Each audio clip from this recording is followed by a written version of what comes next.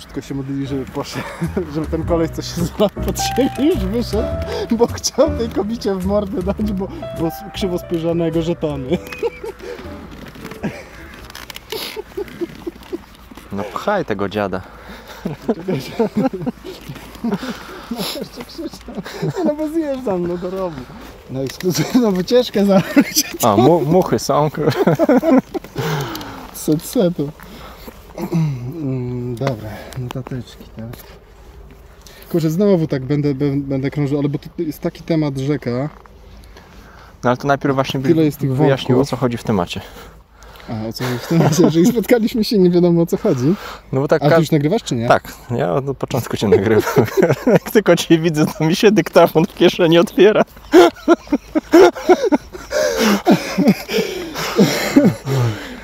Poczekaj, dobra, co ja miałem? A, dobra, już wiem co, to tak. Strumień świadomości będzie patologiczny. Okej, to tak. Pierwsza rzecz, którą chciałem w ogóle zacząć, bo to jest... My o tym żeśmy już wielokrotnie rozmawiali, nie? Bo tak naprawdę to praktycznie za każdym razem, kiedy jakiś tam pojawia się pomysł, żeby może jakiś tytuł się pojawia na radarze i takie zapytanie, kurczę, a może bym to kupił, a może bym tamto kupił, a może by to wziąć do kolekcji. No i u nas z reguły, jak gdzieś tam sobie plotkujemy, to się pojawia takie, no to ja z reguły, nie? Gdzieś tam czy jest sens, tak? No. I więcej tych tematów. I właśnie ostatnio ten kolega na YouTubkach w komentarzach, pozdrawiamy, ten Krokinol DK, przepraszam, jeżeli przekręcam, tak troszeczkę natchnął mnie do tego, żebyśmy sobie chwilę porozmawiali też na antenie o tym. I trochę rozwinęli też ten temat, dlaczego nie euro, nie? I co w zamian tak naprawdę. Bo... Czyli troszkę dlaczego gramy w to, co gramy, a dlaczego nie gramy w to, co nie gramy. Tak. Nie wiem, czy dobrze, czy dobrze no to ja będę bardziej mówił, dlaczego gram w to, co gram, a ty bardziej dlaczego na przykład nie. Tak? No, trochę tak będzie, trochę tak. Trochę tak? No dobra. Będę skakał pomiędzy tymi kwiatkami. Ale jeszcze sekundkę, no. Bo też fajnie to pokazuje i to jest, ja ciągle do tego wracam, nie? I tu nawet nie chodzi o jakieś takie sztuczne właśnie komcie, suby i tak dalej, ale jak bardzo mi właśnie gdzieś tam w głębi serduszka zależy na tych komentarzach, żeby się pojawiały w dyskusji. Że to jest właśnie dla mnie najfajniejsze, że ktoś się pojawia, być może ma podobne zdanie, być może ma odmienne zdanie. To nie chodzi o przekonywanie się do czegoś, do tego, żeby ktoś, wiesz, grał w to albo w siamto, że ta gra jest lepsza albo gorsza, żeby, nie wiem, głosować albo nie na PiS, że ktoś się pojawia, stawia swój punkt widzenia i w ten sposób gdzieś tam nas wyrywa z naszego bąbelka. Potencjalnie, czego się śmiejesz? Bo mi się przypomniał fragment. Przemyciłeś ten wpis, jak w Fight Clubie jest taka scena, jak przez ułamek sekundy widać pindola po prostu. No i każdy się w kinie zastanawia, czy przed chwilą widział to, co widział. No jak ktoś właśnie sprzątał, myje naczynia i głosować na PiS. Co? Podprogowo. Incepcja. Nie, na miłość boską opamiętajcie się, bo to Białoruś druga będzie. Także to jest fajne właśnie, jak się pojawiają jakieś pomysły w komentarzach. I kurczę, i właśnie ten kolega Krokinol, on tam mnóstwo bardzo fajnych, bardzo ciekawych gier wypisał, nie? Tylko ona już nawet nie w kilkanaście, tylko prawie już tam chyba ponad 20 różnych gier. Raz, że to jest po prostu nie do ogrania. Nie? No to jest po prostu fizycznie nie do ogrania. A druga rzecz, to ja sobie wziąłem od razu, zrobiłem... właśnie, i jeszcze znowu, zacznijmy od tego disclaimera, tak, żeby mnie ktoś na ulicy nie potrącił. Ja rozumiem i bardzo szanuję ludzi, którzy ogrywają gry w 6. Czyli nie tak, że grają 10 czy set partii. Większość tytułów, bo wiadomo, na przykład zwłaszcza szanuję znowu tutaj gradaniowców, którzy grają przynajmniej po kilkanaście jakąś partię. Dzięki czemu, po pierwsze, wiesz, wyłapują te takie... ja to nazywam tanie paciorki, nie? Czyli takie gry, które wiesz, zagrasz i jest wow, ale to jest fajne. Grasz drugą partię, jest takie coś mi tu skrzypi. Trzecia partię grasz i jest, aha, dobra, czyli ta gra jest taką wydmuszką, za przeproszeniem, bo takich tytułów też się wbrew pozorom troszeczkę pojawia, które pierwsze wrażenie jest naprawdę świetne, a później się nagle okazuje, że to wszystko jest tak nieciekawe, tak oskryptowane, tak powtarzalne, że właściwie cały czas odtwarzasz ten sam nawet ma się wrażenie, film. że te gry powstają po to, żebyś pograł 4-5 razy i poszedł po następny tytuł, nie? Ale myślisz, że w ten sposób twórcy podchodzą? Tak cynicznie? Na zasadzie, że to jest gra na 3 partie? Pytanie, na ile tu jest właśnie udziału samych twórców, a ile po prostu producentów, wydawców. Słuchajcie, no fajny macie pomysł, ale wiecie, no liczy się pierwszy efekt, wow, bo ludzie grają teraz raz, dwa i... To ja bym też nie myliłbym dwóch rzeczy, nie? Pierwszy efekt, jak jest wow, to nie przeszkadza w tym, tylko chodzi o to, żeby to nie była właśnie ta gra na 1-2 partie, tak? A później już jest takie, że dobra, zagrałem i właściwie już więcej nie muszę w ogóle tej gry nigdy widzieć na oczy, bo już wszystko zobaczyłem. Największy taki zarzut do Bear Trapa, jaki mamy, to, że ludziom się nie będzie chciało poznawać tego typu gry.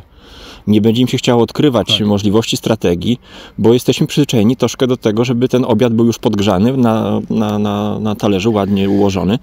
To, że im się nie będzie chciało, to jest jedno, ale ja się jeszcze bardziej obawiam tego, że po tej jednej partii, czy nawet dwóch stwierdzą, że gra jest jakaś tam zepsuta, niezbalansowana, whatever.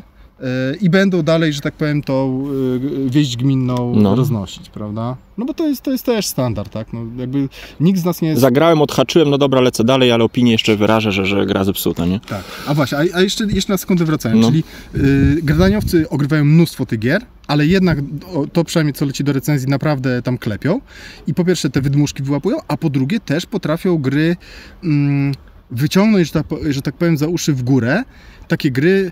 Nie mam tutaj dobrego określenia. Ja to sobie nazwę teraz tak, że wytrawne gry, że takie gry, które potrzebują, żeby właśnie zagrać ze 2-3 partie, poczuć pewne rzeczy, zauważyć, dostrzec te rzeczy i tam jest kawał naprawdę fajnej, solidnej giery. Ostatnio na przykład taki tytuł mi się kojarzy Kokopelli od właśnie Felda, gdzie mnóstwo osób właśnie w internetach zjechało tą grę po jednej partii, że bardzo przeciętny Feld.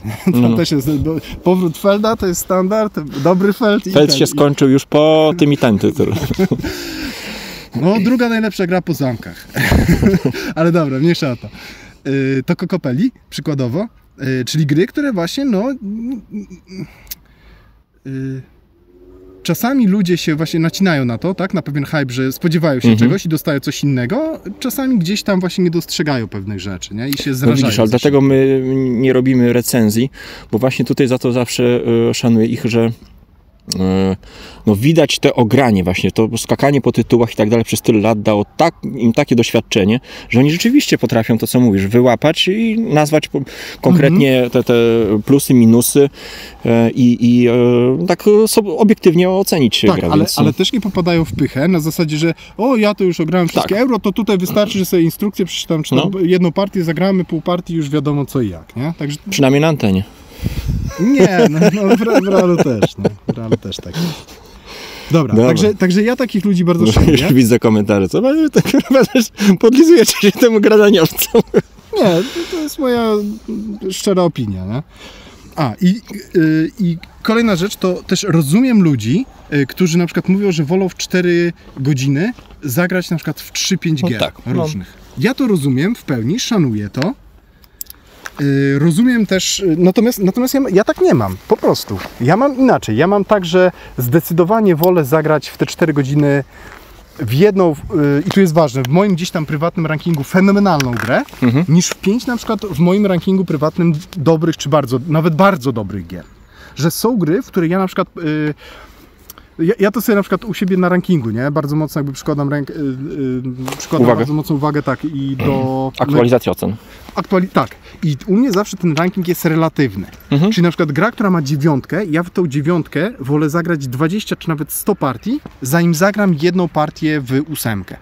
Czyli na przykład jak mam 19 partii zagranych w 9 i mam 20 partii zagranych, to dalej wybiorę 9, a nie 8. U mnie jest taka po prostu, taki mam punkt widzenia, nie? Że pewne gry są dla mnie mają taką różnorodność, mi dostarczają taki fan, takie wyzwania, że wybieram je ponad inne tytuły. No tak, na skali backingowej to wydaje się tylko jedno oczko, a w rzeczywistości to jest bardzo duża przepaść między 8 a taką 9. To zależy każdy jak sobie tam traktuje, nie? Nie, mówię o naszym, tutaj na przykład twoim rankingu, że między 8 a 9 to jest przepaść, nie? Tak, to jest przepaść.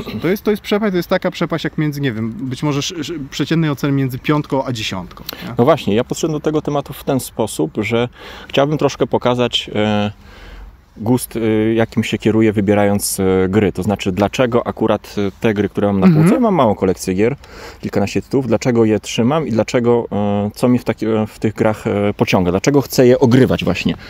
Tylko tak bardzo właśnie konkretnie powiedzieć, nie, że gra jest fajna, tylko właśnie znaleźć konkretne takie przyczyny, dlaczego chcę tą grę zgłębiać, co w niej takiego jest, żeby powiedzmy na przyszłościowo, jak już będziemy omawiać kolejne tytuły, to ludzie mieli jakieś pojęcie mniej więcej, czego szukamy w grach, co nas kręci i dlaczego powiedzmy takie zdanie mamy o tym tytule albo o siamtym. Ale to też widzisz, to jest ciekawe, co mówisz. Ja później jeszcze będę chciał do tego wrócić, bo mam jedno takie bardzo ważne pytanie, nie? Odnośnie tej kwestii, którą ty poruszyłeś, ale to znowu nie chcę uprzedzać faktów. I co jeszcze chciałem powiedzieć, prawda? Czyli co, mówisz o BGG? I wiesz co, nie, i jeszcze jedną rzecz powiem, nie? I dostaliśmy to, jeszcze na sekundkę wrócę do tego komcia od... cicho wyda. Wrócę do tego komcia od kolegi Krokinol. On nam dał tą listę tam nastu czy około 10 gier I to były same takie filery dwuosobowe, ciężkie, fajne filery dwuosobowe. Tak. To z jednej kategorii tylko Tak, praktycznie. ale ja sobie spojrzałem na tą listę, którą często tobie podsyłam, prawda? I za każdym razem, jak jest jakiś pomysł na grę, to ja sobie zrobiłem listę, ja ją szybko przeczytam, nie? Samych gier dwuosobowych, które u mnie są właśnie tymi, powiedzmy tam dziewiątkami, dziesiątkami, nie? Na przecięciu. I mamy tak, Labirynt, Podstawka, Awakening, Forever War, Bear Trap, Pax Renaissance, Pax Pamir, Antiquity, Ketchup, Hands in the Sea, Homeworld, Julius Caesar, czy tam Juliusz Caesar, Ortus Regni, Pax Porfiriana, Transhumanity, Polis, Rods and Boats, Sekigahara, War of the Ring i Wirzin das Volk. To jest 19 gier, 19 tytułów. No, samych praktycznie kobył w większości. Ale nieważne, to nie jest aż takie ważne, czy ona trwa 4 godziny, czy powiedzmy w 1,5 godziny jesteśmy w stanie się Tylko zamknąć. bardziej w sensie chodziło mi o potrzebę ogrania, żeby poznać te tytuły. Tak. I to są same gry, w które w część mamy paręnaście partii, w część mamy parędziesiąt, w pojedyncze tytuły nawet tam może pod paręset dochodzimy, ale to są wszystko gry, które ja bym chciał zagrać kilkaset albo nawet parę tysięcy partii. Oto są gry. A ja tutaj nie wymieniłem żadnego jeszcze LCG-a, których jeszcze mam 4 czy 5. Sam jeden LCG, nie wiem, Netrunner albo Gra o Tron jakby wziąć, to przez 3 lata można by dzień w dzień po prostu tylko tą jedną grę tłuc po kilkanaście partii i byśmy tego jeszcze nie ograli. Więc jakby konkurencja jakby patrząc właśnie, względem jakichś nowych ewentualnych tytułów, które mogą się pojawić, no jest dramatyczna. Dlatego też na przykład fajnie Windziarz w jednym z ostatnich podcastów powiedział, że on kocha gry. On kocha gry, po prostu. Kocha grać w gry, kocha poznawać gry. Ja nie kocham gier. Ja hejtuję, coraz częściej hejtuję po prostu gry. Mam kilka tytułów właśnie, czy właśnie no paręnaście, tak, czy parędziesiąt wręcz, które są u mnie takim topem topów i teraz każda gra, jak się jakaś pojawia, to jest takie, no pokaż mi. Nie? Pokaż mi, co masz, misiu w środku. I to jest takie wyzwanie i raczej na zasadzie nie przejdziesz tego, nie? No jest 90 kilku pewnie procentowe prawdopodobieństwo, że nie przebijesz się do tego topu. No, tak jak rozmawialiśmy o Horses Carriage, gdyby to nie był Splotter, to prawdopodobnie nawet byśmy nie spojrzeli w tą stronę. Patrząc po zdjęciach, opisach, no to tak... I mało tego, ja dalej jestem bardzo pesymistyczny. No ja jestem pewien, że to będzie hicior. Mam nadzieję, że się pomylę oczywiście. No dobra, bo taki długi strasznie ten wstęp wyszedł. No to dawaj, jaką Czyli ja sobie podzieliłem na kilka takich grup gier. Po prostu kilka tytułów połączyłem w jedną grupę i kilka takich grup udało mi się stworzyć. Gier podobnych z jakiegoś tam względu, które coś tam opowiadają, no i postaram się powiedzieć pokrótce i powiedzieć, dlaczego akurat w te gry chcę grać. Przy niektórych tytułach powiem na przykład, dlaczego nie w inne tytuły, a w te. Więc ja tak to sobie podzieliłem. A pytanie, a masz jakieś tytuły, które na przykład do dwóch takich, nie wiem, kategorii twoich trafiły? Albo gdzieś tam się zastanawiałeś? Czy raczej wiesz co, tak, ciężko było niektóre tytuły rozdzielić. Na przykład Polis jest takim tytułem, który mógłby się pojawić i w jednej, i w drugiej kategorii. U mnie też jest w kilku. Ale to też pokazuje, bo do Polis w ogóle ja nie chcę wskazać ani jednej gry, która by była gdzieś tam na podobna. No. Może, ale to już tak strasznie na siłę Paxy, ale to też jest zupełnie inne gry.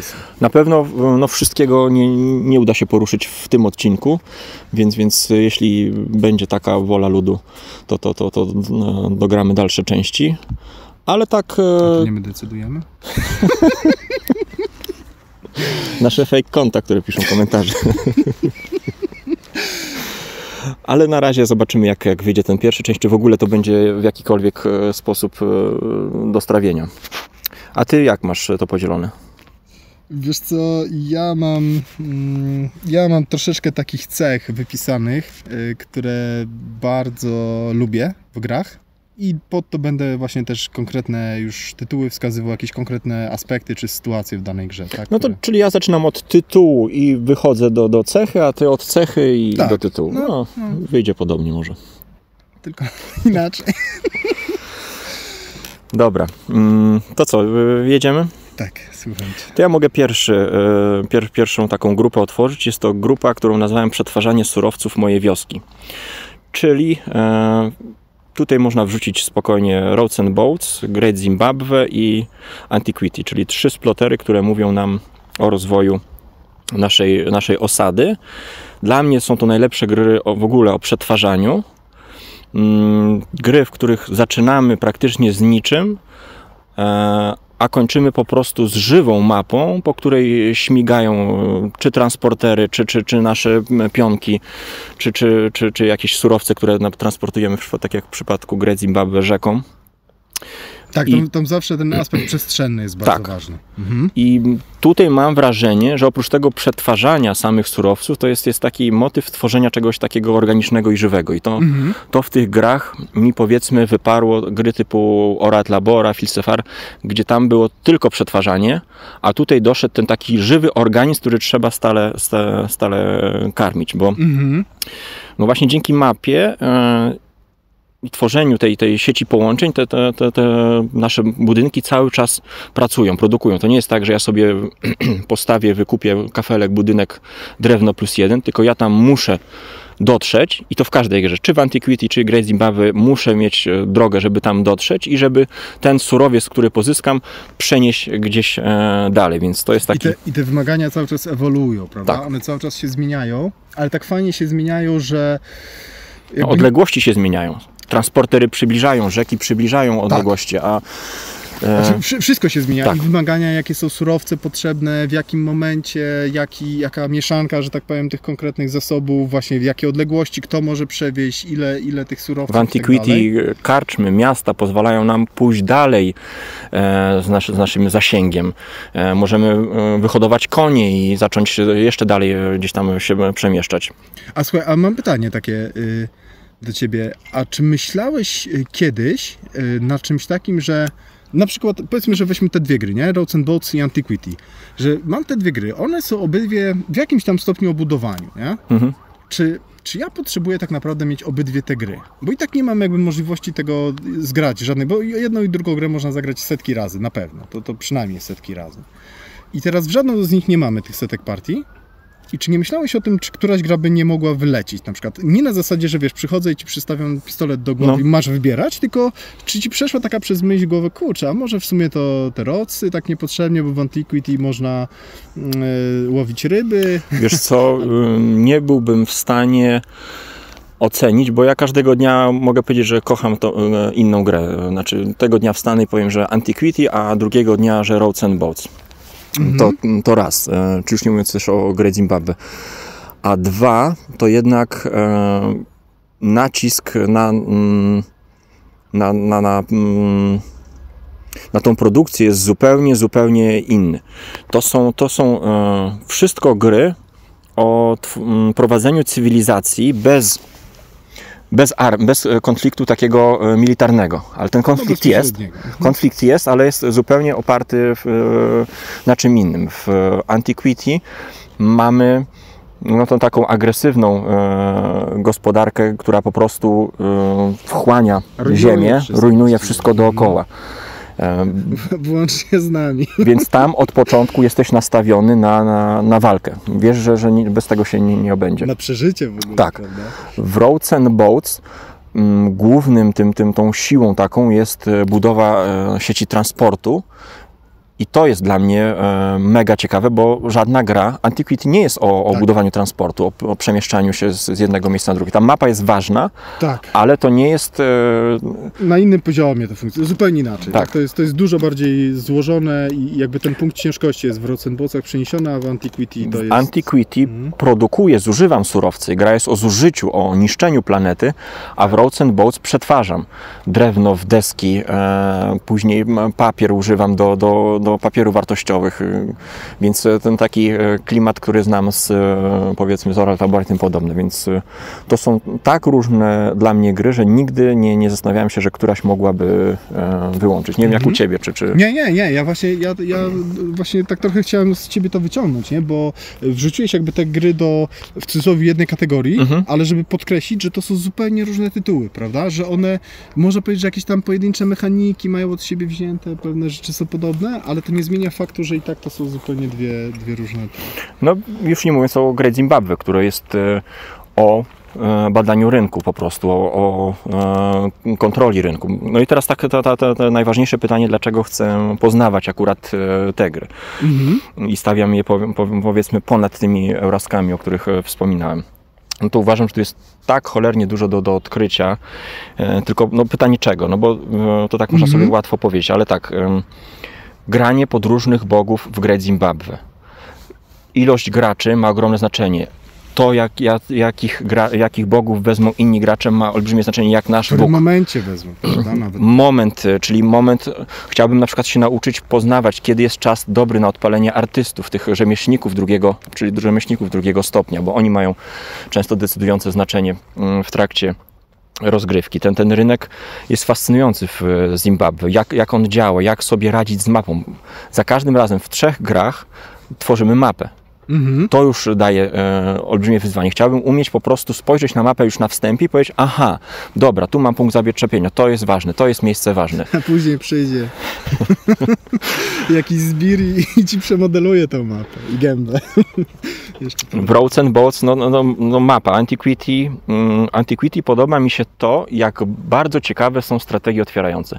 Tam tak naprawdę mam wrażenie, na tym etapie, na którym jestem, mogę zacząć z czym chcę. Albo sportem, albo z dużą ilością tych wozów takich drabinastych, czyli zasiedlenie sobie dużej ilości ludzików, wysłanie ludzików. Mogę zacząć ze śmietniskiem, albo pójść w któryś wydział uczelniany i na tym opracować strategię. Możesz budować dużo miast, bo to już strategicznie musisz planować, czy chcesz pod wiele miast iść, czy raczej próbować gdzieś tam z jednym może, nie wiem, czy z jednym się da wygrać. No, interesuje mnie, jak bardzo można popchnąć na skraj upadku cywilizacji, i odbić się od tego, zebrać te perły z dna, odbić się i wypłynąć jeszcze żywym, no albo po prostu utonąć. No. Więc te metody próbowania są dla mnie na tyle ciekawe, że chcę je próbować, no po prostu. O, też jeszcze jedna ciekawa rzecz, taka różnica między Antiquity i Roads and Boatsami. W Roads and Boatsach, jak popełnisz jakiś błąd, być może już przegrasz partię, ale jeszcze powinieneś się tam dobrze pobawić, nie? Porobić różne rzeczy. W Antiquity jeden błąd może dosłownie... Zawalić twoją cywilizację, tak. Tak, ale zawalić w sensie zabić cię. Tak. W Zimbabwe, podobnie jak w Roads and Boats, jest miejsce na eksperymenty i może nie wygramy, ale przynajmniej się pobawimy do końca. Tam nie jest tak, że zostaniesz wykluczony z gry przez jakiś błąd. Trochę tak, ale nie wiem, czy pamiętasz z Danielem mieliśmy tu taką smutną partię, żeśmy olali w ogóle, co on robił i on nas po prostu zmiótł. Także ale do końca gry coś sobie tam robiliśmy, nie? Dłubaliśmy i uzyskaliśmy jakieś doświadczenie. Się już po partii. tak stękamy od początku przy każdej partii. Dobra, to u mnie jeśli chodzi o tą pierwszą kategorię, to by było tyle. Czyli te takie splotery do przetwarzania. Dobra, to wiesz co, to ja może dam taką cechę. Bardzo w ostatnich latach lubię gry elastyczne. Ja to tak nazwę. Elastyczne, sandboxy. Przy czym to to nie jest do końca to samo, nie? Że gra jest elastyczna i jest sandboxem, bo przykład... Nieelastycznego sandboxa. Nieelastycznego sandboxa. Na przykład Food Chain według mnie jest dosyć sandboxowy. No bo na początku możesz gdziekolwiek postawić tę restaurację, ale każdy twój ruch dosyć mocno później determinuje pewny zakres strategii, w których kierunkach możesz iść i które są mniej efektywne albo kompletnie bez sensu. Nie? Przykładowo. I wiesz, to też nie ma w tym nic złego, tak? Bo takie gry też lubię. Ja ogólnie pierwsza rzecz, którą najbardziej lubię, to jest różnorodność. Różnorodność gier. Jeżeli mam 2 podobne gry, to raczej wybiorę jedną i w nią będę grał, a drugą raczej zleję. Więc różnorodność, ale wracając do tej elastyczności, No taki tytuł, który mi wyskakuje na twarz, to jest Bear Trap, mimo wszystko. Dlaczego? Dlatego, że w Bear Trapie z reguły, dzięki temu, że ta mapa jest właśnie area map, tak, czyli heksami jest pokryta, właściwie w każdym kierunku można się poruszać. Mamy wiele różnych punktów rozlokowanych po całej mapie, które są strategicznie mniej lub bardziej ważne. I w związku z tym, jeżeli ja, wiesz, strategicznie w pewnym miejscu zgrupuję na przykład jakieś swoje oddziały, to później mogę sobie zrobić plan A, plan B, plan C, co ja później z tego miejsca będę mógł robić, tak? W którym kierunku będę mógł, na przykład ustawię sobie oddział gdzieś tam pod Kabulem, no to po pierwsze mogę odcinać na przykład połączenie z ZSRR, mogę gdzieś tam pułapki próbować robić. Mogę, jeżeli niedaleko są oddziały na przykład rosyjskie, to zrobić taki atak zaskoczenia, taką zasadzkę na niespodziewających się nic kacapów ruskich. Mogę oczywiście, już wywieram pewną presję, jeżeli mam ukryte jednostki, no bo to jest gra bloczkowa z ukrytymi jednostkami, nie wiadomo co tam siedzi pod spodem, czy to jest jakaś tylko plotka, czy jacyś słabi laszkarzy, tak? Czy wyszkolone jednostki. Już wywieram pewną presję na to, że potencjalnie Kabul zaatakuje, czyli wygram grę, tak? Bo zdobycie Kabulu równa się automatycznie wygrana. I wiesz, już tym wpływam też na ruchy przeciwnika. No tutaj mi od razu pasuje Polis, bo dokładnie ten sam schemat jest, znaczy jak to nie można nazwać schematem, ale te same możliwości, tam co prawda nie ma heksów, takie paterny, prawda? Pewne, ale tam też jest tak naprawdę area base, prawda? Bo każdy region sąsiaduje z ilomaś tam innymi morskimi, lądowymi regionami. I każdy twój ruch wywołuje olbrzymie zagrożenie u przeciwnika. Ale też otwiera pewne szanse. Tak, że ktoś on ci może z drugiej strony. No. Więc rozumiem, o co ci chodzi, jeśli chodzi o elastyczność, czyli jedno miejsce, ale dające po prostu olbrzymie pole manewru. Tak. I właśnie grą, którą chciałem też właśnie wspomnieć, to jest Topolis, które fenomenalnie to odzwierciedla, że zawsze każdy ruch, jak wykonujesz, to 5 razy ważysz, czy przesunąć te jednostki, jeżeli tak, to czy 2, czy 3. Zawsze to każdą tą jedną jednosteczkę to obracasz po prostu tego jednego hoplita, czy tę jedną trymerę po prostu 5 razy w rączkach, bo tak ważne te decyzje i strategicznie są tak naprawdę. No i modlisz się o to, tak? Czy ten wariat po drugiej stronie stwierdzi, że no nie ma sensu się tutaj wbijać, bo zbyt duże straty poniesie, żeby zdobyć to miasto, czy tak jak ty jednak tam wejdzie z buciorem i po prostu przejmie. To, co mi się podoba w tej grze, nie wiem jak w Bear Trapie, bo za mało pograłem, ale właśnie to, jak bardzo olbrzymie znaczenie mają czasem pojedyncze elementy, jedna kosteczka postawiona czasem w Bojoti czy gdzieś, potrafi komuś zrujnować cały plan, bo zatrzyma tą jego machinę. Albo zbierzesz tylko ta strategia spalonej ziemi, że tylko zbierzesz jakieś tam żeby zebrać, pułapy, żeby tylko wypalić tą ziemię, żeby przeciwnikowi się już go zniechęcić, prawda? Tylko go zniechęcić, tak, żeby że nie ma sensu w tej rundzie już tam atakować, co najwyżej strategicznie na przyszłe rundy może. I to jest gra, w której nie grasz na siłę, na pałę, żeby zebrać po prostu jak najwięcej armii, czy nawet żeby nie zebrać jak najwięcej po prostu terenów, tylko musisz mieć plan całościowy. Ale, żeby było ciekawiej, ty mówisz, że nie zbiera się właśnie tam tych doomstacków, tak, takich kup woja, żeby po prostu ruszyć wielką falangą. I właśnie ja nie do końca, ja powiem, że przeciwnie, że możesz grać właśnie w ten sposób, możesz wielkie zgrupowania wojsk robić, możesz bardziej się rozproszyć, chociaż też i możesz różne, wszystkie, no tak, no tej gry tak naprawdę nie poznaliśmy w pełni. Ale to jest właśnie fenomenalne i to jest właśnie kolejny powód, że ja chcę teraz na przykład zagrać kolejną partię i przetestować jakąś zupełnie inną, skrajną strategię. Tak, gra na to pozwala, to kolejny element elastyczności, że gra pozwala właśnie na... To samo w Bear Trapie, prawda? Inny przykład jeszcze, na przykład w Homeworldsach, tak? które też ostatnio tam grubo ogrywam. Uwielbiam taką sytuację właśnie elastyczną. Tam to też jest taka gra na pograniczu, bo są momenty, kiedy de facto mam 2-3 jakieś ruchy sensowne, a są takie momenty, kiedy mam bardzo ważną decyzję i mogę sobie się uelastycznić w taki sposób, taki sobie zrobić zestaw tej mojej floty, tych moich statków, takich porozmieszczać w różnych systemach gwiezdnych, żeby jak przyjdzie jak przyjdzie tura przeciwnika, to on po prostu nie ma zielonego pojęcia, z którego miejsca go uderzy gdzieś ten mój atak, bo tak wiele miejsc musi właśnie bronić, mieć gdzieś tam, tak naprawdę musi choose your poison, tak? Wybrać swoją truciznę, tak? Co przyjmie na klatę, co jeszcze jest w stanie przeżyć, przetrwać, a jakie miejsca są tak kluczowe dla niego, że musi bronić ich za wszelką cenę.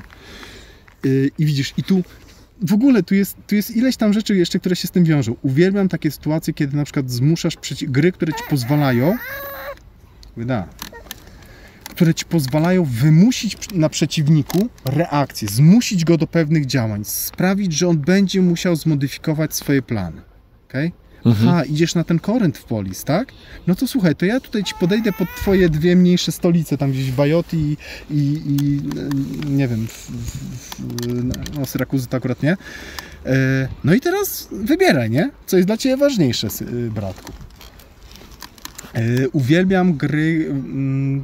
No tak, właśnie wymuszanie i tą reaktywność. I to też pierwsza rzecz, jaka mi przychodzi do głowy, jeżeli chodzi o reaktywność, to jest labirynt oczywiście. Tak? Gdzie w labiryncie mamy przede wszystkim tych dżihadystów, którzy są niby tą stroną słabszą, chociaż to można dyskutować, ale oni są na tyle elastyczni, na tyle są mobilni tak, że mogą tak się rozszerzyć po całej planszy i Stany Zjednoczone muszą wybierać, które z tych 20 pożarów będą gasić, które muszą cynicznie olać, bo im się nie opłaca.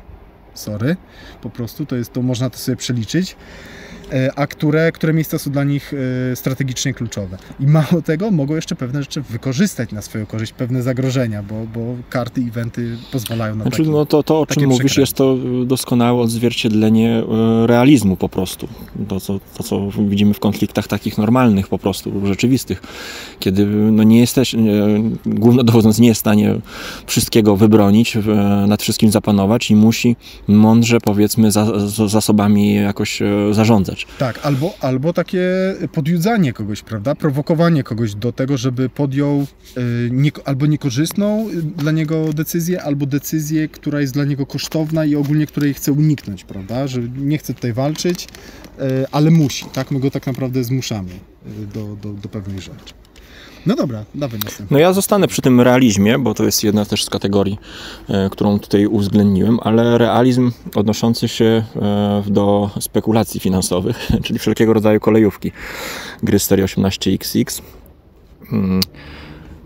No i dla mnie to są gry, które są w mojej kolekcji najbardziej realistyczne, jakie mogę sobie po prostu wyobrazić, nie? Dają poczucie tego zarządzania takiego kapitałem spółki. Bycia prezesem, ale oprócz tego mają jeszcze coś, co bardzo lubię, czyli mapę, gdzie jest to po prostu obszar walki i budowy na planszy połączony w jedno. No i o tych grach już powiedzieliśmy mnóstwo, więc nie będę się rozwodził, ale bardziej tutaj kwestia pytania. Tutaj podkreślmy, prawda, walki, bo to zwłaszcza na początku tak się może wydać, jaka walka, przecież budujemy tory, no ogólnie wszystko rośnie, wszystkim rośnie. Ja sobie buduję w tą stronę, ty w tą stronę, no ale kiedyś te tory się spotkają. Tak, i można się bardzo brzydko blokować i to już w niektórych grach, na niektórych mapach to przybiera... Tak, bo to, co zrobimy na mapie, przekłada się na naszą kondycję finansową później na giełdzie. Dlaczego tutaj postawiłeś tą stację? To są bardzo, bardzo trudne pytania, na które ludzie nie chcą udzielać odpowiedzi. No tutaj sprawa jest jasna, jeśli chodzi, dlaczego chcę poznawać te gry, no bo uważam, że po 100 partiach można powiedzieć, że jest się początkującym w tej dziedzinie. Chciałbym po prostu widzieć to, co widzi Piton. Patrzeć w przód i planować już, wiesz, końcowe OR-y, nie? Na samym początku. Myślałem, że co innego, ale dobra. Każda partia pokazuje odrobinę z tego doświadczenia, które ma on, jak powiedzmy łączyć A plus B, ale to nie jest tak w tych grach, że my tworzymy dużo rzeczy takich, które się Pitonowi nawet nie śniło. W koszmarach. To jest inna kwestia. Ale to nie jest tak, że zawsze połączenie A plus B da C. I jedziemy z tym po prostu cały czas. Najlepszy przykład, jak gdzieś tam graliśmy z Pitonem. Jedna partia była taka, że szybko wyskoczyłem z firmy, zostawiając go z kiepską firmą, nie? No, pogratulował, mówi, że zaskoczyłem go. No ale stosując ten sam manewr już powiedzmy w drugiej partii, to się postukał w głowę. Mówi, popatrz, zobacz na mapę, zobacz jak ta firma będzie prosperowała. No ale ty teraz byś zostawił tą firmę. No w życiu bym jej nie zostawił, bo ona po prostu ma świetlaną przyszłość, przynajmniej jeszcze przez 2 OR-y. Później to już może być różnie. Albo ja mam tyle pieniędzy, że z chęcią przejmę tory i stacje od tej firmy, a zasilę ją gotówką. Więc chciałbym się wyuczyć tego automatyzmu, bo to jest takie... to jest takie fałszywe, ale to jest takie fałszywe doświadczenie. Aha, dobra, to wiem, że trzeba to i to, no to ja teraz już lecę na automacie. No nie, oduczyć właśnie tego automatyzmu, tylko umieć patrzeć, tak jak on, wiesz, kończymy licytację prywaciarzy, a on już... Nie, ale wiesz, wie, że powiedzmy, że poszło już tyle gotówki w tych prywaciarzy, że gra będzie powolna. I on już inaczej sobie... Tak, i on sobie już układa inaczej. No. I to jest 1 z 1000 rzeczy, które w tej grze grają, nie? I tego nie zauważysz po pierwszej partii, nie zauważysz po 5. partii, prawdopodobnie. Pewnie może są tacy ludzie, którzy tak szybko się uczą, ja na pewno nie, ale po tych 15 czy 10 faktycznie masz szansę się tego nauczyć, zwłaszcza jak masz jeszcze kogoś, kto gdzieś tam po partii siądzie i powie... I cię wyśmieje. Słuchaj, tak. Tak, ale wyśmieje się i jeszcze powie, dlaczego jesteś głupkiem. Tak, no to zawsze przynajmniej powie. Więc tutaj powiedzmy, dlatego być może chciałbym poćwiczyć z 1862, czyli grami, gdzie jest jakiś tam większy, powiedzmy, zawór bezpieczeństwa i pomyłki, nie? 82? 62. 62, bo właśnie 82, no to może się często skończyć trupem po prostu. Kilka błędów, ciach i kończymy, światła gasną. A 62, te fuzje... 62 to w ogóle daje... mnóstwo tych możliwości. No to jest po prostu sandbox wielki jak cholera. Tak. I finansowo, i na giełdzie, i tam łączenia, merżowania tych spółek. No i właśnie o tym mówię, że to refinansowanie, że jest mnóstwo rzeczy, do których możesz się podpiąć, sprawdzić, tak to działa, tak to działa, w warunkach to tak to działa, więc bardzo jestem ciekaw. Te spółki, które się spuszcza do gry, tak? Tak, że refinansujesz je albo odkupujesz z powrotem. No nie wiem, tam możliwości faktycznie to jest taki, tak jak mówisz, sandbox, nie? Duży sandbox. I to jest na przykład gra, gdzie mi się wydaje, że naprawdę można w wielu kierunkach iść. Są pewne strategiczne miejsca, tak? Gdzie chcesz, jak masz możliwość, to też się tam wbić, ale da się z reguły gdzieś tam coś wykręcić, jeszcze te tory, żeby też parę złotych zarobić. Plus to, że nie wszystkie spółki wchodzą, plus to, że jak spółka wchodzi, to ma inną koncesję za każdym razem, więc... Czyli ten bardzo dramatycznie zmienny setup, no. Prawda? Więc dlatego chcę tutaj ten tytuł ogrywać jak najwięcej i poznawać, ale ogólnie gry z tej serii, bo uważam, że jednak doświadczenie ogólnie się nabywa, które można później zastosować w każdym tytule, nie? Tak. Słuchaj, ja trochę nawiążę do 18, bo ja będę chciał teraz powiedzieć o cesze, którą bardzo lubię w grach i według mnie to jest też cecha, która troszeczkę charakteryzuje takie tytuły bardzo głębokie, bardzo regrywalne, czyli shenanigans, przekręty. Że są czasami takie ruchy, które no właściwie nie wiadomo, jak ktoś na to wpadł, że w ogóle coś takiego można odwalić w grze i że to nie jest tak, że one zawsze działają, no że mi się to kojarzy z LCG-ami zawsze. To też prawda. Odczytanie karty zupełnie inaczej osoba doświadczona odczyta kartę. Raczej połączenia iluś kart, prawda? Tak. Że wykorzysta te umiejętności. Że 2 + 2 nie będzie 4, tylko będzie 14. Tak, to będzie trampoliną do kolejnych tych. Co oczywiście czasami się kończy tym, że gra jest złamana, prawda? I czasami trzeba gdzieś tam coś patchować, ale ale inaczej. No, najlepsze te gry nie są przez to złamane, tylko dzięki temu są dużo bardziej bogate. I ja ci powiem jeszcze jedną rzecz, że to jest też jeden z tych powodów, dlaczego ja staram się ograniczać albo bardzo restrykcyjnie podchodzić do tych nowych gier, które poznajemy, a zamiast tego oczywiście wolę ogrywać to, co znamy, bo zwróć uwagę, jak poznajemy jakąś nową grę, to jest tak, najpierw nauka zasad, jeszcze daj Boże, żeby te zasady były w miarę przystępne, prawda, czyli z reguły nie gry GMT. Ale później tak, grasz pierwszą partię i to jest zawsze gra do śmietnika, bo poznajesz tak naprawdę taki flow gry, tak, co ma mniej więcej sens, co kiedy zrobić, czego raczej nie zrobić i tak dalej. Okay? Fajnie, jak gra jest faktycznie głęboka, bogata i to jest taka inwestycja, która ci się zwróci na przykład i w 5., i w 10., i w 50., i w 150 partii. Ale jeżeli ona tak naprawdę w 3. partii będzie tak samo wyglądać, To dla mnie to jest... No ogromna strata czasu na tylko czytanie instrukcji. Tylko dla mnie, nie? No tak, no ale to o to się rozchodzi. No. A jeszcze jak jest powtarzalna tak naprawdę jakoś tam wtórna względem innych gier, no to tym bardziej, nie? No to po co miałem się uczyć na tej instrukcji, zamiast odpalić sobie grę, która jest podobna, być może nawet lepsza, tak? Jest jakimś tam pierwowzorem, w cudzysłowie. Ale teraz wróćmy do tego właśnie... Tych przekrętów. Do tych przekrętów. Bo zwróć uwagę, że jak mamy jakieś mega fajne gry, to jest tak, że my z każdą partią praktycznie, albo przynajmniej którąś tam partię, odkrywamy jakiś taki mały smaczek, jakąś małą rzecz.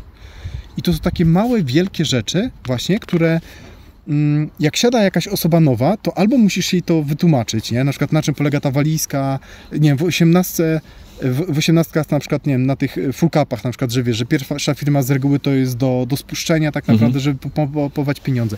Nie ma tego w żadnej instrukcji tak naprawdę. Wy żeście fajnie nagrali z Pythonem ten słowniczek. I nie ma tego, a to są właściwie podstawy, nie? To są praktycznie, można powiedzieć, podstawy tej gry. Tak no samo tak, o pchaniu gry do przodu. No. O, na przykład. Z Łukaszem na przykład te jakieś tam oczka i tak dalej w głowę, o którym ja nie mam zielonego pojęcia, nie? I widzisz, i to są podstawy, a później zaczynasz grać w tą grę i odkrywasz coraz nowsze smaczki, które czasami sprawiają niewielką różnicę w grze, w partii, ale ona już zaczyna, wiesz, tak ziarnko do ziarnka i naprawdę zaczyna mocno przechylać szale na twoją korzyść, a niektóre są po prostu game changerami, tak? W stylu właśnie na przykład tej walizki z 18. No to o Homeworldsach mówisz ostatnio, o takich właśnie... Tak, ja będę chciał nagrać, nie? Jakie tam można takie shenanigans zrobić, takie rzeczy, które odkrywasz dopiero po iluś tam partiach, część rzeczy zobaczysz, nie? Na twoich plecach ktoś sobie przećwiczysz, tak powiem. I wiesz, ja kilka razy miałem takie sytuacje w tych 18, że co tu się wydarzyło, nie? Musiałem, bo tam graliśmy po internetach, loga sobie odtwarzać kilka razy, co ten koleżka w ogóle wymyślił. No i oczywiście mnie tam sprał brutalnie. No znowu, tak, no do Bear Trapa mogę wrócić, tak, gdzie na przykład można takie jednostki właśnie elastycznie ustawiać, żeby one i w obronie, i w ataku mogły atakować. Można specyficznie dobierać te oddziały w odpowiednie ugrupowania, tak żeby część jednostek broniło słabszych, broniło tych mocniejszych przed śmiercią, tak? Albo tak ustawiać sobie w cudzysłowie matematykę tych to ja starć, pytanie od razu będę miał. żeby ograniczać na przykład straty, tak? Bo ci zależy na jakichś jednostkach bardziej elitarnych, żeby one się utrzymały na planszy. Albo tak się ustawiać, że nawet jak przegrasz bitwę, to i tak wycofasz się na takie pozycje, że na przykład uniemożliwisz strategiczne osiągnięcie celu przeciwnikowi. No, słuchajcie. Ale nie myślisz, że to by był fajny pomysł, gdyby rzeczywiście po instrukcji był taki poradnik pokazujący przykładową rozgrywkę, tylko już właśnie z takimi elementami, żeby to nie był na zasadzie tutoriala podstawy, tylko zobaczcie, co można w tej grze robić. Zrobić, co można osiągnąć. Że na przykład tutaj Ania zastosowała taki manewr. Dlaczego? No bo dzięki temu będzie mogła i zaatakować i obronić. I to by fajnie zachęciło, o kurczę, ktoś sobie zobaczył, o kurde, to do tego są takie rzeczy, nie? Wiesz co, to jest dobre pytanie. To jest bardzo dobre pytanie, bo jeszcze tylko jedną rzecz podkreślę, że te przekręty to są z reguły, one są tym fajniejsze, im bardziej są, bym powiedział, sytuacyjne. Znaczy, jeszcze inaczej, że to nie jest uniwersalne, nie? Że zawsze chcesz to zrobić. Tylko na zasadzie, że jak będzie taka i taka sytuacja, to prawdopodobnie chcesz, chyba że i tutaj ileś tam wyjątków. I druga rzecz, że z reguły musisz się napracować na to, żeby dany... to tak jak ja mówiłem o tym A plus B nie zawsze równa się C w 18, bo to zależy od sytuacji. Od sytuacji, tak. Ale właśnie gdyby były takie zajawki, ja wiem, że dużo ludzi chce, powie, że chce odkrywać, ale to, że ja wiem na przykład, że coś takiego można zrobić, no to nie znaczy, że ja to będę mógł po pierwsze zrobić, a po drugie to jest jeden z tysięcy, jeśli mówimy o takich genialnych, głębokich grach. To nawet nie chodzi, że tysięcy, nie? Tylko, że to... Że to są jakieś pewne składowe, nie? To jest pewne składowe, które warto o nich wiedzieć tak naprawdę. O, można tak powiedzieć. Więc mi się wydaje, że to jest sprawa indywidualna. Natomiast gdyby było coś takiego, nie? Taki poradnik, że słuchajcie, tutaj macie nawet z jakimś tam, wiesz, znakiem spoiler czy coś takiego. Chcesz sobie zupełnie samemu odkrywać grę? Fajnie. Chcesz troszeczkę się wspomóc, że tak powiem. Przecież i tak ludzie rzeczy tego typu treści tworzą. Na BGG przecież komentarze są. Strategie, jakieś analizy i tak dalej. Ja to na przykład bardzo lubię, bo ja wszystkich rzeczy nie odkryję. Musiałbym, nawet jakbym grał non-stop w te gry. W jedną grę, tak. A dzięki temu w moim przypadku to wzbogacę. Ja na przykład nie gram nigdy na automacie. Nawet jak inna rzeczy tam się nie da w tych grach. O, to jest też ciekawe, że tam się nie da grać na takim automacie. Możesz próbować wejść w pewien schemat, ale Irek inaczej zrobi w tej partii i ten twój cały schemat możesz sobie za przeproszeniem wsadzić. Więc to są rzeczy z reguły mniej lub bardziej sytuacyjne. No i tutaj trzeba od razu ostrzec graczy, że są to gry podatne na zepsucie. O Puerto Rico się mówiło, że no jak ktoś zły siądzie do stołu, to osoba po nim wygrywa grę, nie? Bo będzie robił głupie ruchy i wygra komuś grę. No to tutaj to jest razy 100 w takich 18 czy w takich właśnie grach ustawionych na mocną interakcję. No jeśli jest bardzo różny poziom, to Piton wielokrotnie o tym mówił, to nawzajem to osoba, która jest świetnym graczem w ten tytuł, ona przegra, bo zaleją ją błędy innych graczy. To co Piton mówi, że nawzajem będą sobie zakrywać te błędy i partia będzie wykolejona od samego początku, nie? Więc no tutaj to jest kolejny etap, którego trzeba się nauczyć cierpliwie, podchodząc do tego typu gier. Natomiast, no, znaczy ja powiem tak, że mi się wydaje, że gry multiplayer z interakcją, czy to będą jakieś area control, czy to jakieś licytacje, czy 18, no to są podatne na kingmaking i tego typu rzeczy. Oczywiście, że to jest feature, a nie bug, nie? Że jak nie chcesz mieć kingmakingu, to graj dwuosobowo. Tak, ale pewnych rzeczy nie tak łatwo od razu dostrzec, bo powiedzmy grając w El Grande, no to wiesz, że tutaj dałeś mu wygrać, czy coś takiego, nie? Trzeba było nie 7 kosek dosypać, tylko a 5. tutaj, że 2 hory wcześniej tanio sprzedałeś udziały, o $1 za mało. 2,5 godziny temu, tak, a ktoś gra drugą partię i w ogóle jeszcze nie wie w ogóle o co chodzi, bo go przytaczają inne szczegóły gry. Zgadzam się. Więc to co mówisz, to są wyznaczniki dobrych gier. Jeszcze jedną rzecz zwrócę uwagę, że te przekręty często według mnie to są rzeczy, które teraz mi brakuje trochę słowa, ale jakby życie gry jakby gra sama się oswobadza od swojego twórcy. Mi ta taka metafora Pinokio przychodzi do głowy, nie? Że Geppetto wystruga tego Pinokio i ten Pinokio wyszedł z domu i zaczął tam, mieć jakieś przygody i tak dalej. I że to tak trochę jest, że ktoś coś tworzy, tak? Designer tworzy jakiś twór, a później gracze po prostu odkrywają takie rzeczy, takie kombinacje. Ja nie wierzę w to, że na przykład Tresham wymyślił tą walizkę, dajmy na to. Ja jestem przekonany, że to gracze, którzy tłukli, w końcu ktoś gdzieś to zrobił, tak? Pewnie też 30 lat temu albo więcej. I gdzieś tam, być może kilka osób na świecie to odkryło, to tak jak z wynalazkami tak naprawdę. Ale to też według mnie jest oznaka tych najlepszych gier, że ludzie odkrywają pewne rzeczy, które się nie śniło nawet designerom. Co mówię, no na przykład w przypadku LCG-ów czasami się kończy tym, że gra jest zepsuta, tak? I trzeba ją gdzieś tam patchować tak naprawdę, jakieś restrykcje, jakieś bany robić i tak dalej. Z czym ja tam nie mam wielkich problemów, jeżeli to szybko się w miarę wyłapuje tego typu błędy. No ale to mówię, no. Jakby jak ktoś nie ryzykuje, to nie wygrywa. I to trochę na tym polega też właśnie, tak mi się wydaje, ten design,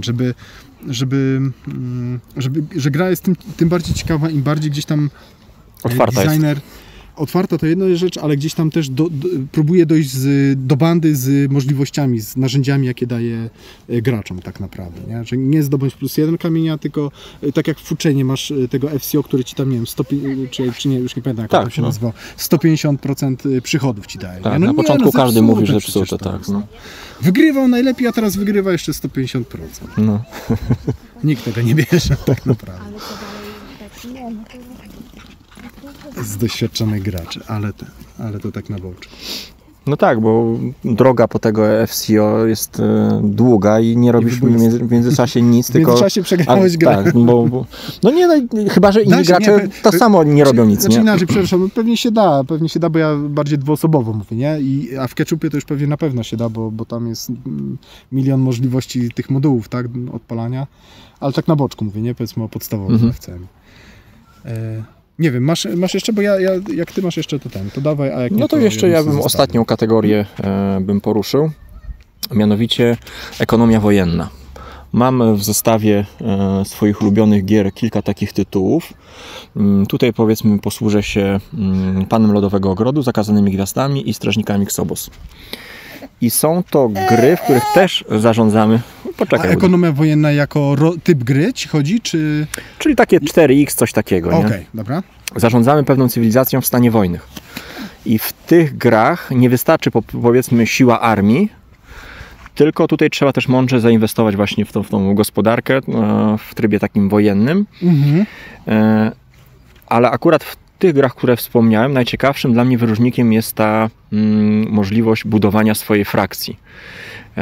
Wszystkie frakcje od początku się już tam delikatnie różnią, ale my dodatkowo mamy możliwość zbudowania naszej armii tak jak chcemy. Czyli drzewko technologiczne też, rozumiem? Tak, czyli na przykład powiedzmy w specjalizację, rozkazy w Panu Lodowego Ogrodu, ręka kart do walki w Zakazanych Gwiazdach, a w Ksobosach ta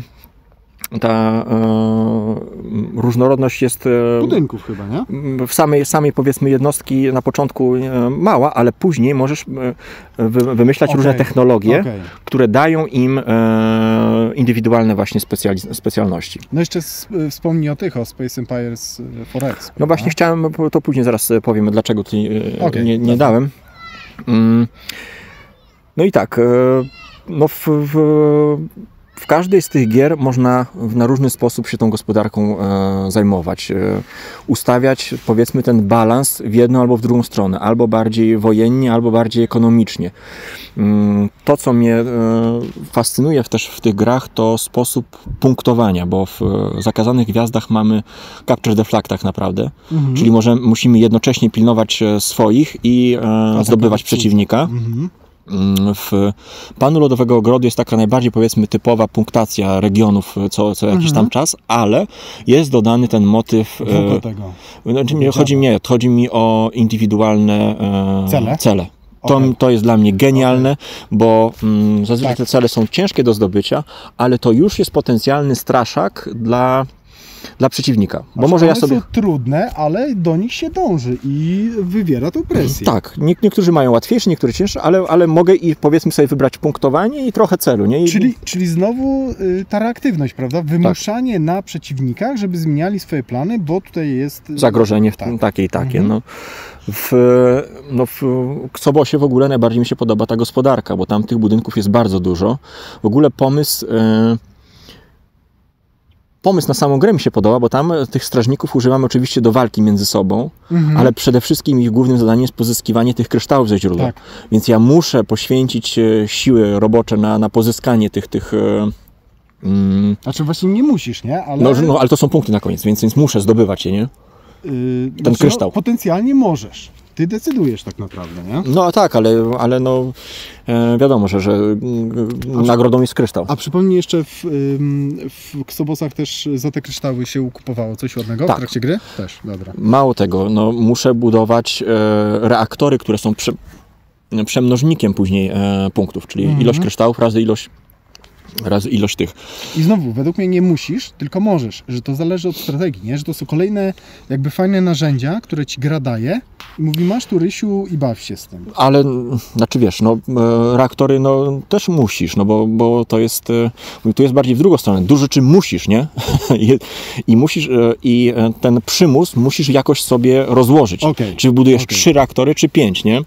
Ale musisz, bo to jest przemnożnik, więc musisz do tego dążyć, żeby jednak mieć ten jakiś przemnożnik, ale tych rozgałęzień gospodarki jest bardzo dużo. Co dodatkowo? Dodatkowo fajny jest, ta gra ma fajny potencjał do stawiania pułapek, bo tak naprawdę nie wiemy, jakie technologie ci strażnicy mają, nie? Powiedzmy, co sobie wykryli, co tam, jakie... Ukryte informacje. Tak, one się dodatkowo wzmacniają, więc można ciekawie wciągać w pułapki tych strażników przeciwnika. No i tutaj te gry dają mi olbrzymi potencjał. Ja zarówno w Zakazane Gwiazdy, jak i Pana Lodowego Ogrodu gram cały czas tą jedną frakcją. 20 partii jedną frakcją i ona mi się zupełnie nie nudzi. I dalej nie umiesz grać. Dalej nie umiem grać Marinesami w Zakazanych Gwiazdach, którzy wydają się najtrudniejsi do operowania. Ale za każdym razem mam możliwość sprawdzenia innej strategii. Pójść w bastiony. Okej, od początku będę się próbował zakryć bastionami. No ale tutaj coś nie działa. Tutaj trzeba, trochę jak w LCG-ach powiedzmy sobie budujesz talię, nie? To tutaj możesz pewne rzeczy też sobie zaplanować, że będę chciał się wzmocnić dobrymi kartami. Albo będę chciał szybko powiedzmy zbudować flotę, żeby sobie poblokować kosmos. Ogrom jest tych możliwości, które pozwalają mi się bawić tą grą po prostu nieskończenie dużo. Dlaczego na przykład, powiedziałeś o Space Empire? No 2 gry, które bym tutaj dorzucił. Gdybym miał pieniążki, to spokojnie bym jeszcze tutaj sobie zainwestował w Space Empire 4X i w Clash of Cultures. Dwie gry, które też w bardzo ciekawy sposób pokazują zarządzanie właśnie tą gospodarką wojenną. No i dlaczego tutaj chciałbym w to grać? No to tak naprawdę to co powiedziałem, czyli zabawa budynkami, tą gospodarką, rozwój tych technologii daje mi ogromną satysfakcję poznawania. W Zakazanych dodatkowo jest ten taki wynagradzający aspekt. Jeśli dobrze poznałeś grę, to zaczynasz coraz lepiej operować tymi rozkazami. Zarówno w Panu Lodowego Grodu, jak i w Zakazanych jest ten motyw programowania naszych akcji. No i w Zakazanych, zresztą w Panu Lodowego Grodu też, no to jest taka siła olbrzymia w tej gry, to doświadczenie, dzięki któremu możesz wygrać grę. Tak zaplanowaniu sobie tej sekwencji rozkazów, albo tak przeszkodzeniu przeciwnikowi, przewidzeniu, co on chce, żeby wsadzić mu ten rozkaz po prostu między jego stos, żeby po prostu mu się rozsypał najlepszy plan, to daje olbrzymią satysfakcję. Czasami spalić, prawda? Tak, a wymaga no naprawdę dużych I też w Zakazanych często nawet na przyszłą rundę całe, jak nie nawet na dwie pewnie się planuje, no bo tam kolejność graczy jest. Że ta runda powiedzmy będzie defensywna. Okej, robię wszystko, żeby się obronić, żeby zdobyć... Albo żeby się już przygotować za dwie rundy do przodu, bo te takie duże. Ten genialny dla mnie mechanizm tych osłon właśnie, które wyłączają pewne obszary z gry, nie? No tak, to też potrafi zamieszać, to też jest wesołe. Więc no jest to nie jest to sama wojna. Nie jest to tylko punktowanie za regiony, ganianie się z miejsca na miejsce, tak jak troszkę w El Grande. Tym bardziej, że w Zakazanych ekonomia jest ważna. Jest naprawdę ważna. W każdej z tych gier. I naprawdę tam ciśnie na ciebie gra, żeby zdobywać te surowce, no bo bez tych surowców nie będziesz w stanie prowadzić tak naprawdę wojny. Musimy oprzeć się o produkcję tak samo mocno jak o jednostki na froncie po prostu. To są dwa takie bartosiakowe lewary, którymi zarządzamy. No. Fajne, ciężkie decyzje, no bo kurczę, potrzebuję ten statek wbudować, ale może lepiej teraz jeszcze wzmocnić sobie ekonomię, bo wtedy za rundę będę mógł 2 statki, czy tam 3 statki wbudować zamiast jednego. I to są fajne, także ciężkie decyzje. Słowo klucz tutaj na pewno różnorodność po prostu, różność zabawy też. A w Panie Lodowego Ogrodu, bo już strasznie dawno nie grałem, to tam jakie zasoby żeśmy zbierali? No tam masz populację, masz pieniądze i masz magię. Okej, dobra, tak. Więc jest tego trochę. I oprócz tego masz jeszcze, oprócz wojowników, masz kosteczki, jednostki, które też mają wpływ na danym regionie. Nie? My mamy jeszcze Pana Lodowego Ogrodu w kolekcji? No tak, Bantek ma. No. No to pozdrawiamy Antoniego.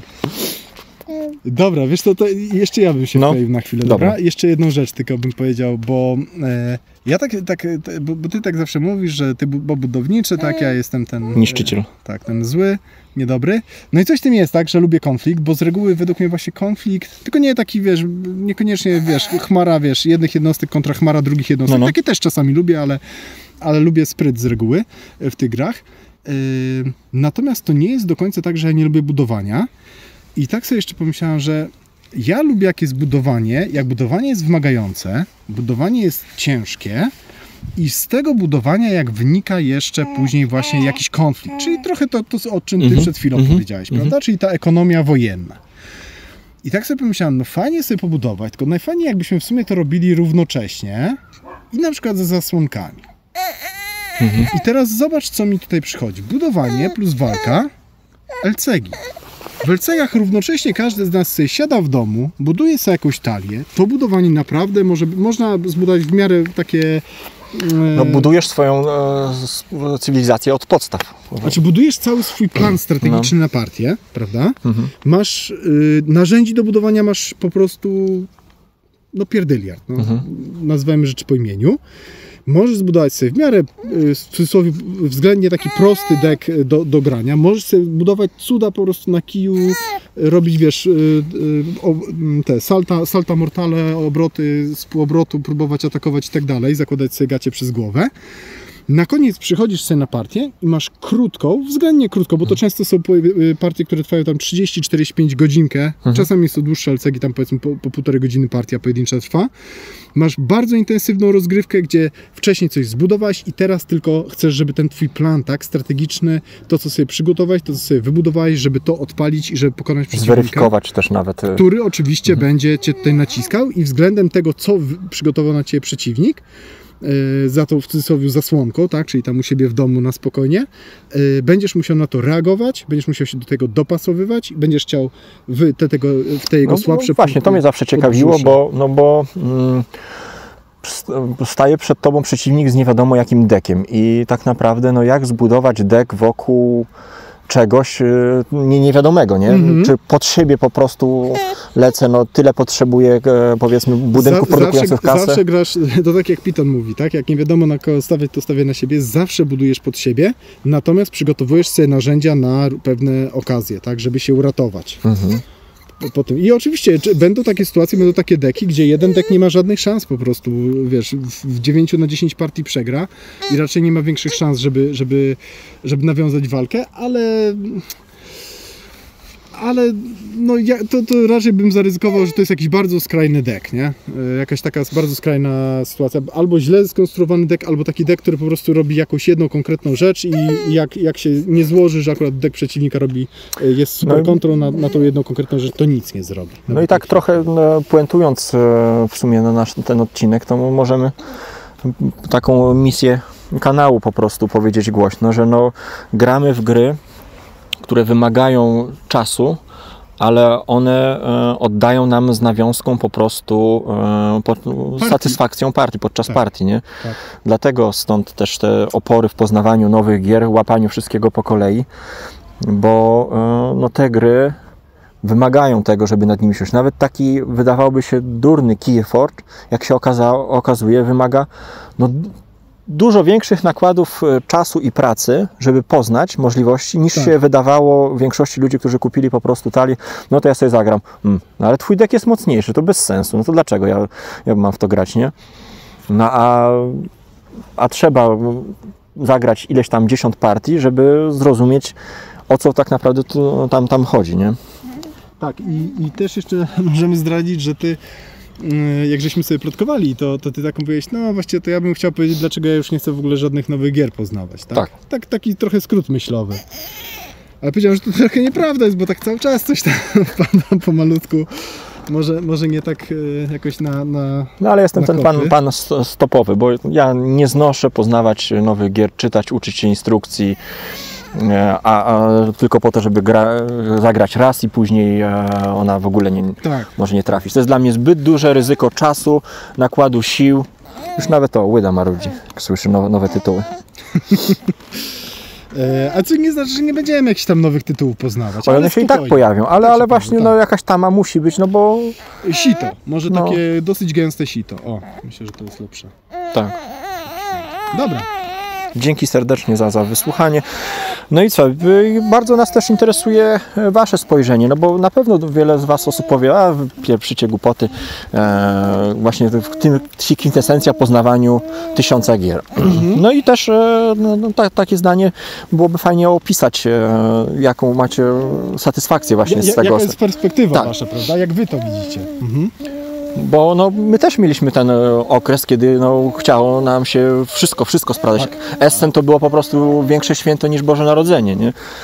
A teraz nawet nie spojrzałem. Właściwie z Essen to mi tylko zwrócił uwagę ta karcianka Wojna Pierścień. Od Aresa. Już się odgrażałeś właśnie, a propos niekopowania nowych gier. Ale to zupełnie nie jestem już docelowy. To nie chodzi o jakiś snobizm czy coś takiego, tylko po prostu wybór jakiś już świadomy drogi. Na co nasz czas poświęcamy. Tak jak się wybiera, jaki chcesz sobie serial odpalić, tak jak chcesz, jakie tam zjeść, jakiego kotleta sobie zjeść i tak dalej, to że nie jesteśmy albo wybierasz taką żonę, a nie inną. Tak. Dlaczego ty zawsze się do mnie? Bo zawsze z tobą jestem, to do kogo? To fajnie było, jakbyście powiedzieli, jakie wy macie doświadczenie z ogrywaniem tytułów. Czy po prostu leżące na gry na półce was wkurzają, że nie gracie w te tytuły, które naprawdę byście chcieli, tylko cały czas gonicie za nowościami, no bo tak z zwykłej ciekawości chcecie sprawdzać kolejne, czy wręcz przeciwnie, nie przeszkadza wam to po prostu i... Dobra, to już wiem, co chciałem powiedzieć, że to nie znaczy, że nam nie podrzucajcie tytułów, zwłaszcza jeżeli jeszcze na przykład jakieś, dosłownie jedno zdanie powiecie, w tej grze fajne jest to i to, nie? Albo tamto i tamto, bo to nie znaczy, tak, po pierwsze na pewno nie oczekujcie tego, że my wszystkie te gry ogramy, tak jak nam tam paręnaście czy parędziesiąt tytułów podrzucicie, ale ja szczerze powiedziawszy wszystko sobie przeglądam. Ja sobie wszystko przeglądam, gdzieś tam trafię, wiesz, na listę do sprawdzenia, na dalszą listę do sprawdzenia i to może zająć rok, to może zająć 5 lat, ale być może kiedyś ta gra w końcu do mnie dotrze, tak? W sensie na stół trafi i uda się tą partię zagrać. No ale na pewno nie wszystko, nie? To nie podlega wątpliwości. O cholera. Błyska się? Dobrze, wziąłem sztormiak. Dobra, dzięki serdecznie za wysłuchanie. Dzięki serdecznie za wysłuchanie. Piszcie i dawajcie znać, co tam dalej.